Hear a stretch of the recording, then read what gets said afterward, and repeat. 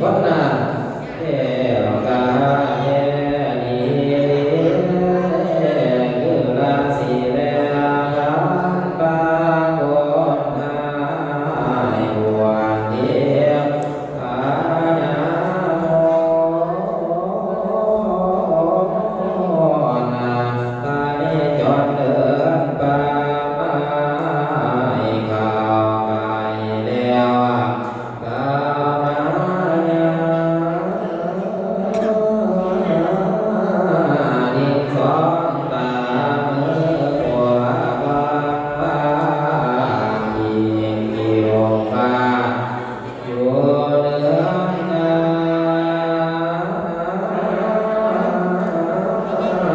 เมียนผ่านกาลังกันสันใดไปกาบ่มีหัวแม่นลานาลาเฮ็ดโตไปบ่มีเฮ็ดบาดนี้สาวัตหลวงมา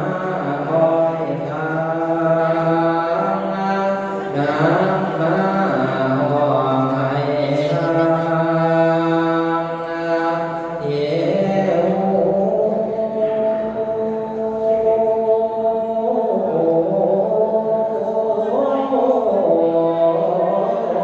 เป็นสันใดน้ำมากำลอใจผู้พลาน้ำโอวาโยเยว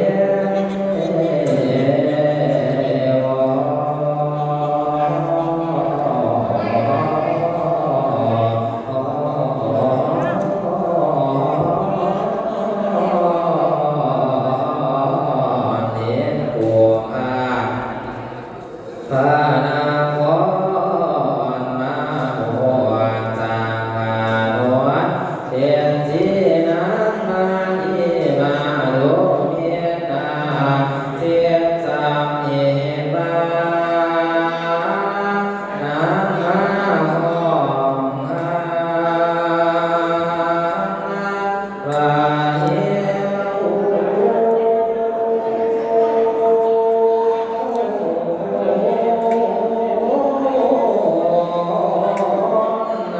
เมื่อกูยังสวยพรยังลาเปลี่ยนตาสากูจะนั่งมาด้วยอำนาจหวยเก่าโลนาเพียนดอ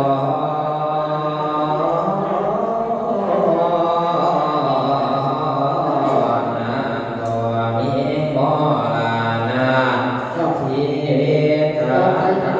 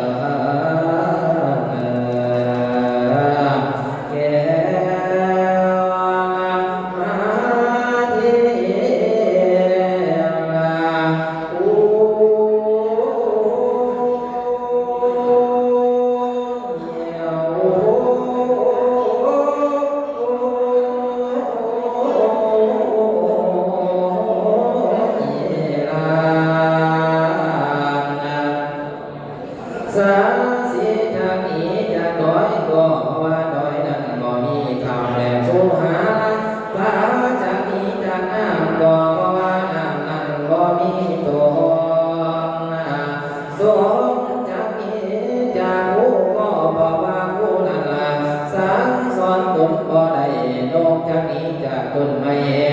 ก็ขอว่าต้นไม้นั้นบ่มีกิ่งก้านและสาขาอันกว้างสร้างจากนี้จากเกิดก็เพราะว่าจะนั้นบ่มีละไม่ไปไม่ไร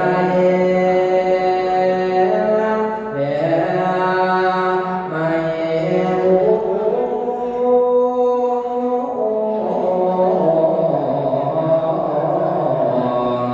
สาวจากอีจากสาก็เพราะว่าสานานบ่มีดอกบัวและดอกจอก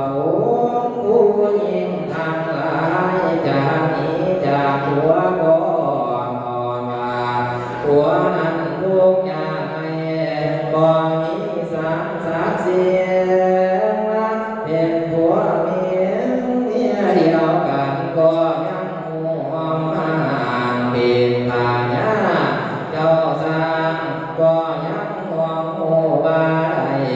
ยังทั้งเกียรติคำมันนี้โบราณว่าไว้ก่อนมาได้แก่น้องนาไทยมาที่แท้เดียเดียสายกันที่สักอย่างลาวาโอ้นะโน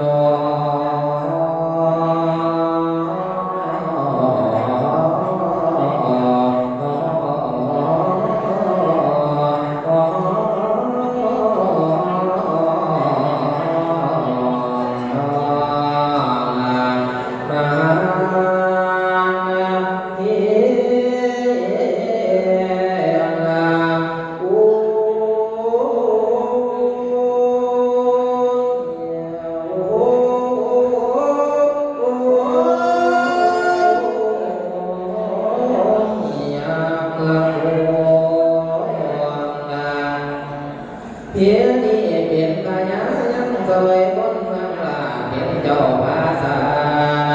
ในเมืองแก้วปาเสสายปาเสสายโดตาลาทอนพันนางโกจาในพวกหลวงพ่อให้พวกน้อยก็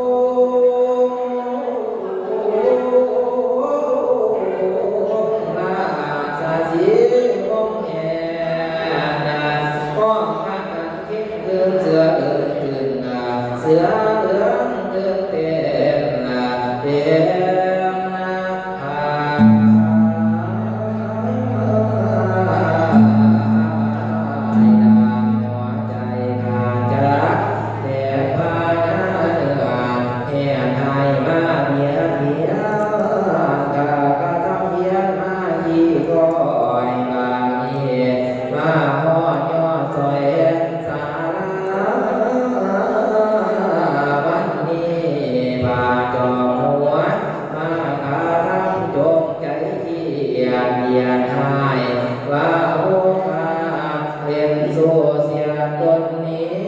ใช้การดีสักอย่างมหาราชาเจ้าบาภูกาเลียนสู้จากมาเมืองพวกข้าเดียวข้าก็กลังใจน้อยข้าจะเห็นคำหายเพิ่งกลัวพายุเบียดเจ้าจงมาฟังคำข้าเนี่ยมาที่วิวาข้าน้อยมาที่ยังจงใจต่อคนไทยหัวเทียมพายตนพาเนจรและพานปาแล้วลาตัวนี้ก็เป็นความดีสุขเศร้ามหาราชาเจ้าบาภูกาเล่นสัวแต่ดีคือรักศีลพันปานคนให้เทีย